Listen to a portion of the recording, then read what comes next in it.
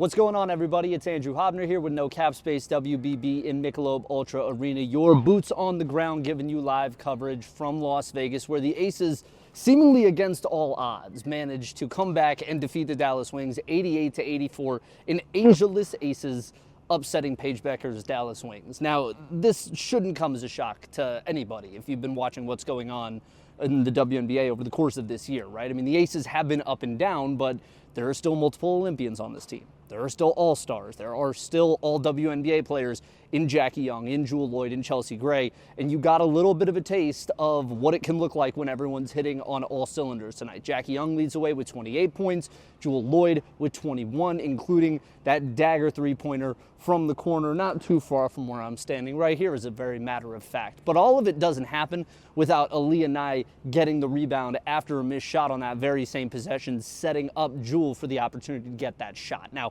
for those that don't know, Aaliyah Nye is a rookie out of Alabama, one of the sharpshooters in women's college basketball last year, picked with the 13th overall pick in this draft. And not only were her teammates effusive in their praise for her in this game, Becky Hammon, her head coach, also says she loves her. Take a listen. She was. I mean, and it goes to show you, there's multiple ways to impact a game. It's not just with the three-point shooting. She plays the right way. Big rebounds, huge rebounds. Couple of them actually. But she's asked. I don't know. She's a competitor. I love that kid. Plays the right way. Plays hard. Smart. Can shoot the crap out of it. Like, just really big minutes, clutch minutes. Thought Tiffany came in, gave us a burst. Dana, when she came, like I said, everybody kind of chipped in. We get 18 from our bench. The other night we had 3. So I'll take that any night. And more importantly, their impact that I felt like they had on the defensive end. And our worst quarter was really by our first 5. That first 6 minutes, I don't know since I've been here, if we've had 10 turnovers in 6 minutes, but we clearly were throwing it to the other team. Now, the interesting thing with this is that this, of course, is a team playing without arguably the best player in the league in A'ja Wilson. Now, Wilson was here tonight with Bam Adebayo, of all people, sitting up in the luxury box, taking in this matchup, and it was pretty cool to see this Aces team coalesce without her, right? I mean, this is somebody that is averaging about 26-10 right now. She averaged 26-11 last year. There's so much that she does on both ends of the floor, and you could see it at different moments in this game where there were those defensive lapses among the bigs. Liz Kitley playing 18 minutes tonight. She got the start, first time in her WNBA career, which is pretty great, especially considering how she had to come back from that knee injury at Virginia Tech, and gave them solid minutes.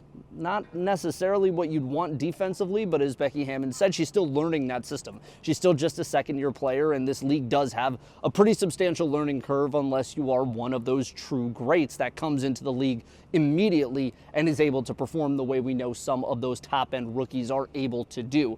But what I was extremely impressed by was Kiah Stokes, who has taken all sorts of arrows all over the place this year for not putting any points on the board during games, for having that sort of negative offensive game, if you will, where people can just sort of leave her, they can throw the kitchen sink at A'ja Wilson, and all of a sudden you end up with those non-cohesive Aces runs where it just doesn't look like they have a set understanding of what they want to do offensively. I asked Becky Hammon about what the schematic look and learn is here with A'ja out of the lineup, because even if she doesn't come back after this game, and it takes her maybe 2 or 3 games to get back into this lineup from that concussion, Becky Hammon says that's actually okay. She's been such an iron woman for them over the last 3 years that it really is fine that she takes as much time as she needs to heal. And in a way, that actually might help the Aces in the long term, because when you have opponents so used to throwing everything at A'ja, giving them a different schematic look with either her off the floor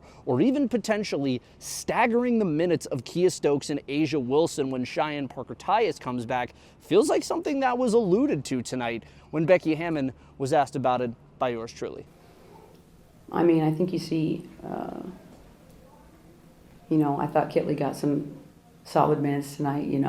She's still learning the league. But I thought Kiah did a great job for us, just being that constant big. I know she was exhausted, because she's initiating a lot of action for us.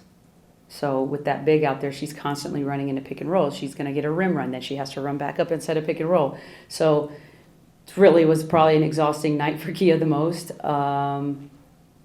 But we'll see what combinations. I know, the other night, even when we had Asia, and she went out, Kia getting in the pocket, making decisions, getting to the rim,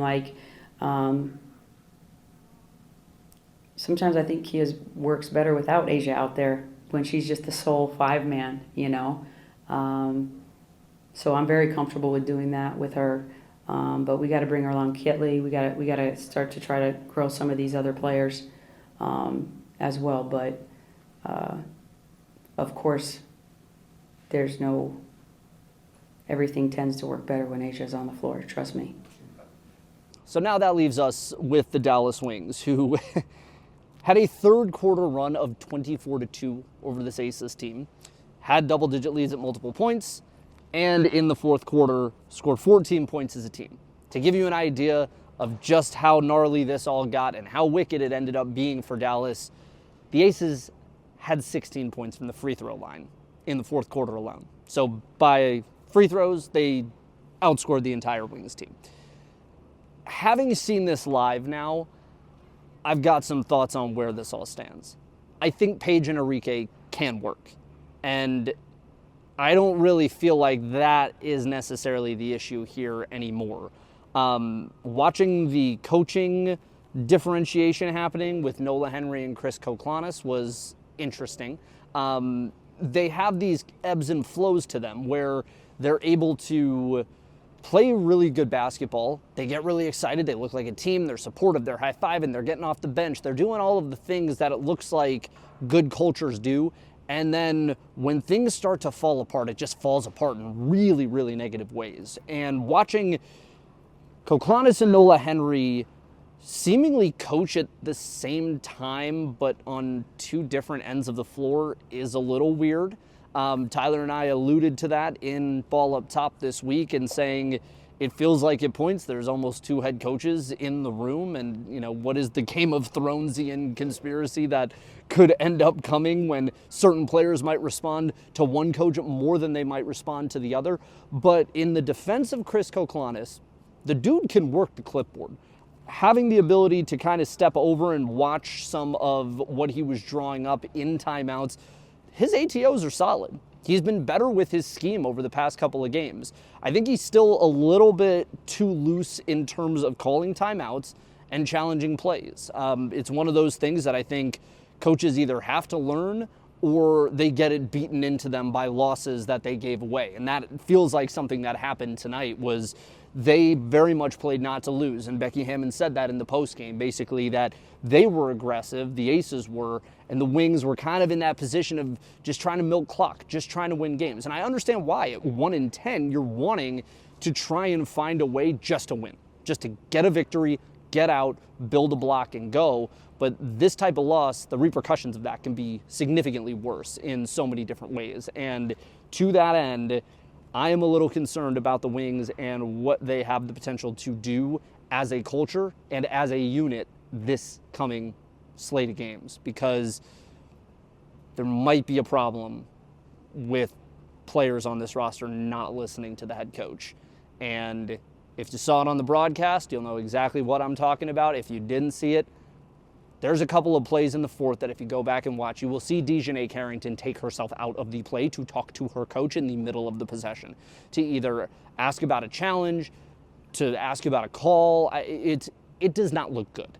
And Nola Henry and Dejanay have a wonderful relationship. You can see it on the bench. She responds to Nola, but the mannerisms, the things that I saw on that bench, especially in the first half, were a little concerning in terms of how the body language was responding to your head coach. And that's a kind of thing that can really bury and sink a locker room if you're not careful. So it's definitely something to look for. Paige Bueckers was still solid tonight.